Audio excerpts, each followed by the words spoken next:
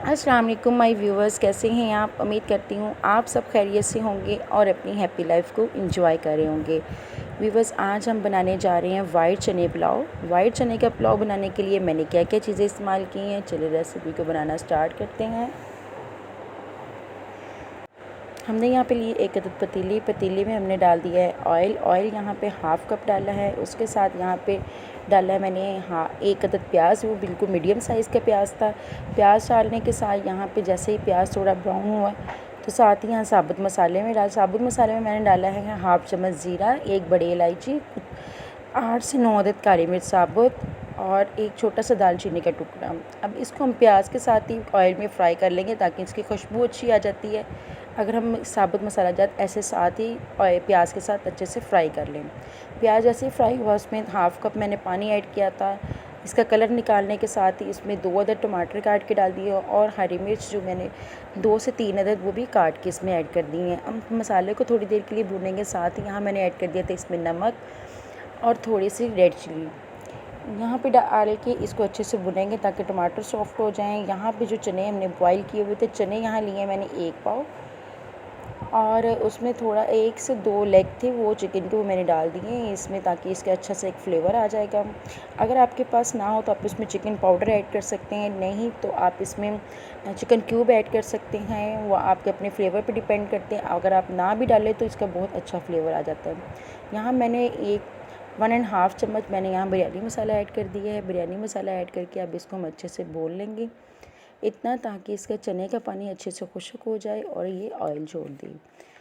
जैसे ही ये अच्छा से फ्राई हो जाएंगे यानी कि भून जाएंगे तो हम इसमें डाल देंगे, मैंने इसमें जो चने और चिकन को बॉईल करने के लिए रखा था उसमें से जो मैंने यखनी निकाली थी। यहाँ हमारे पास जो चावल थे वो हाफ़ के जी है। हाफ़ के जी में मेरे पास 3 गिलास चावल बने थे और मैं इसमें ऐड करूँगी 4 गिलास पानी।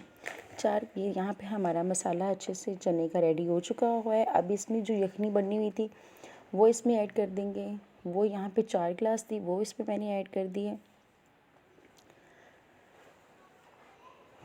यहाँ पे ऐड कर दिए। अभी हम इसको कुछ 5 मिनट के लिए पकने के लिए रख देंगे ताकि इसके मसाले यखनी में अच्छी तरह से अपना टेस्ट एक जैसा कर दें।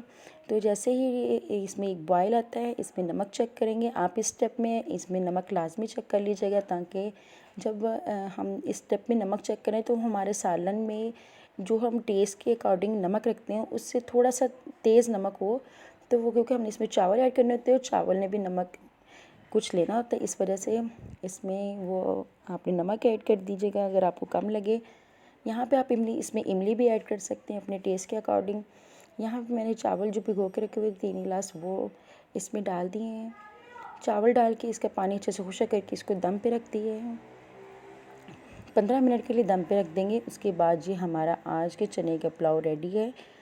आपको अगर मेरी रेसिपी अच्छी लगे तो प्लीज़ लाइक कीजिएगा। अगर आप चाहते हैं कि मैं आपकी मनपसंद कोई रेसिपी बनाऊं तो आप मुझे कमेंट बॉक्स में ज़रूर बताइएगा और आप मेरी इसको ट्राई करके मुझे मेरे कमेंट बॉक्स में इसकी पिक ज़रूर शेयर कीजिएगा। ये है जी हमारे आज की फ़ाइनल पुलाव के लुक। मुझे उम्मीद है आपको मेरी रेसिपी पसंद आई होगी। काइंडली चैनल को सब्सक्राइब कर दीजिएगा। अल्लाह हाफिज़।